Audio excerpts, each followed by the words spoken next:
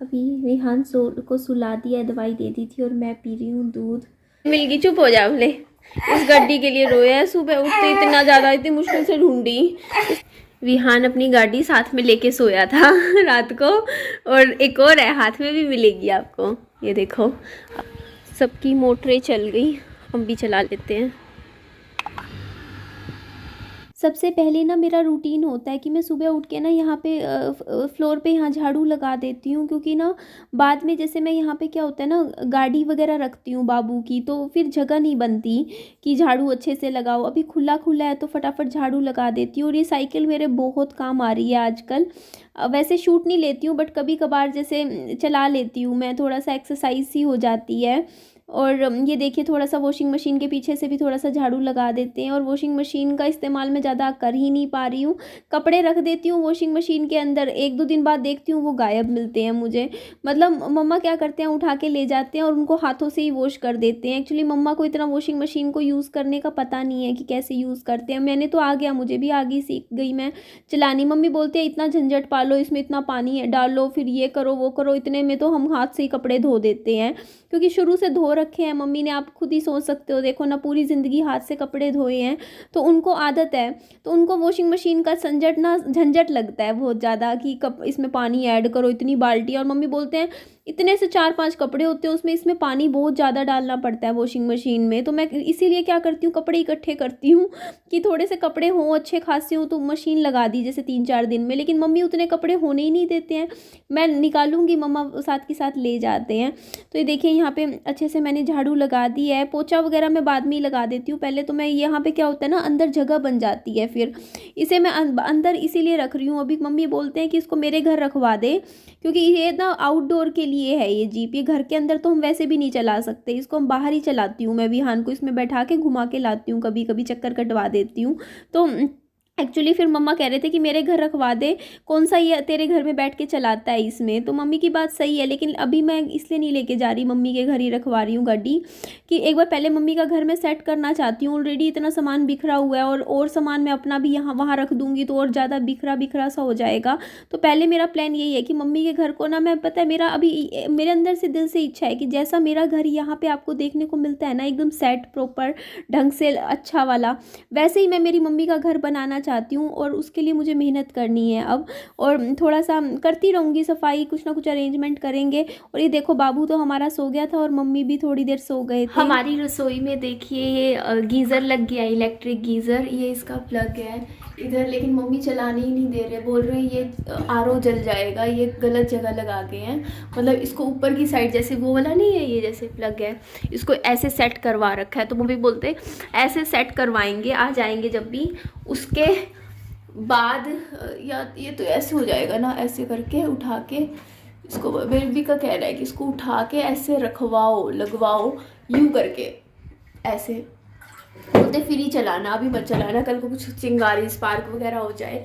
तो चलो, ये तो बढ़िया काम हो गया ना। और आप पूछ भी रहे थे ना कितने का लगा, ये 3200 का लगा है, मतलब 3500 का था, 3200 का लगा दिया ये वाला जो गीज़र हमारे रसोई में लगा है। बाकी लगाई के चार्जेस अलग होते हैं, बाकी कुल मिला के 11,000 रुपये में सारा काम हो गया। मम्मी का भी लग गया, देखो, इलेक्ट्रिक गीज़र, और यहाँ पे भी जो लग गया इलेक्ट्रिक गीज़र रसोई में, तो दोनों के 11,000 रुपये में दोनों काम। और बड़े दिनों बाद मैं आज वजन चेक करने आई हूँ ना, बहुत दिनों बाद, मेरे ख्याल से 15-20 दिन बाद।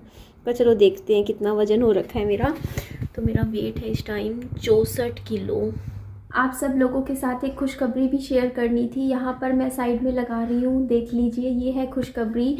मतलब कल ही आया था, देखिए, वो जो पेमेंट थी पापा जी के घर की, जो ऊपर वाला घर है जो मेरे फादर का है, तो उसकी पेमेंट एक्सेप्ट हो गई है, और उस घर का अलॉटमेंट लेटर भी आ गया है। यहाँ पे देख लीजिए, इसका मतलब ऑफिशियली ये घर ले लिया गया है, ऊपर वाला घर। तो अब हमारे पास टोटल 3 घर हैं, यहाँ पर फ्लैट्स हैं।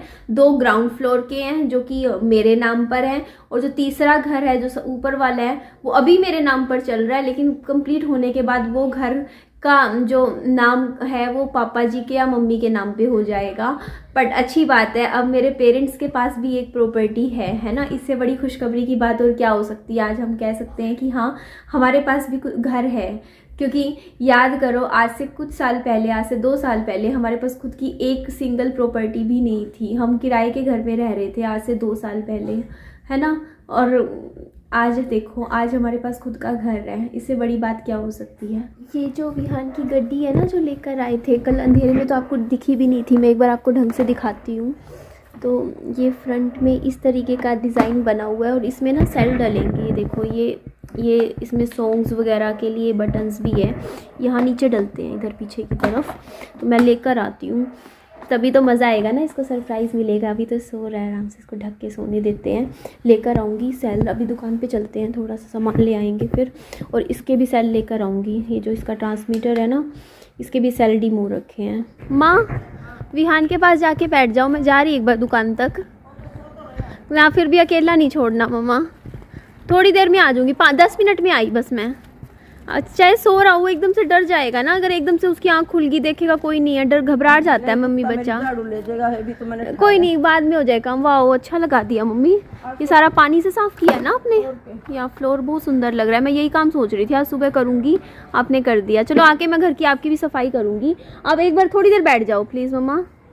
वहाँ आखिरी से देखो यहाँ तक पैदल आई हूँ, तो मेरा आना जाना पैदल। ऐसे ही मेरी एक्सरसाइज ना, मैं पर्टिकुलर टाइम नहीं निकालती हूँ कि जैसे कई लोग होते हैं टाइम निकाल के 40 मिनट निकालते हैं कि हाँ इस टाइम हमें घूमना है, पैदल वॉक करनी है, मॉर्निंग वॉक, इवनिंग वॉक। मेरे काम होते हैं, मैं बाहर निकलती हूँ काम से और मेरी वैसे ही वॉक हो जाती है। तो एक्सरसाइज के लिए टाइम अलग से निकालने की मुझे कोई ज़रूरत नहीं पड़ती। और 9 बज चुके हैं, मैं जल्दी से ले लेती हूँ यहाँ से सामान, क्योंकि फिर बाबू को दवाई देनी है, उसे जगाना है। यही तो दिक्कत हो जाती है यार मेरे साथ। अब मेरा बच्चा ना, उसकी टाइमिंग फ़िक्स है, दवाई मुझे देनी होती है जिस टाइम। तो अब मैं उसको ना, वो सो रहा है आराम से, वो उसको मैं सोते हुए भी नहीं मतलब लेटा सकती कि वो सो जाए आराम से, उसे मुझे जगाना ही पड़ेगा दवाई के लिए। यही रात को होता है, बेचारा बच्चा भी परेशान हो जाता है। और 1-2 साल का काम तो है नहीं, पूरा 3-3.5 साल, पता ही नहीं कब तक है। ऐसे कहते हैं 3 साल के बाद भी अगर अगले 2 साल तक दिक्कत नहीं आती ना, फिर तो पूरी ज़िंदगी के लिए दवाइयाँ बंद हो जाती हैं, फिर तो ठीक है। लेकिन अगर 2 साल में दोबारा दिक्कत आ गई तो फिर 3 साल का कोर्स शुरू हो जाता है, जब तक ठीक नहीं हो जाता बच्चा। पहुँच गए हैं आपसे बात करते करते हम दुकान पे।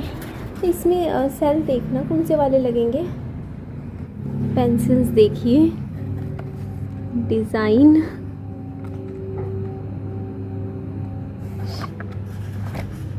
वो वाली पेंसिल होगी ना जिसमें पीछे से 10 होती हैं, इसमें अलग अलग टाइप में, मतलब आगे आगे करते रहो, नया सिक्का निकलता रहता है। ये वाले लगेंगे इसमें सेल।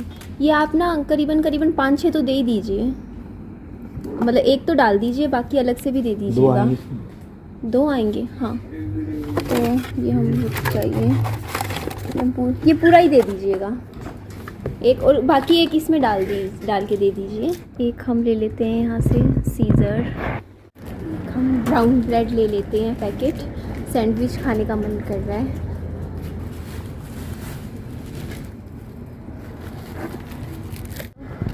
Total 255 rupees. और मेरे से ना सुबह सुबह बालों में कंघी नहीं होती है, अभी करूँगी बस मैं जाने के बाद। पहले विहान उठ जाएगा तो पर जल्दी चलती हूँ यार।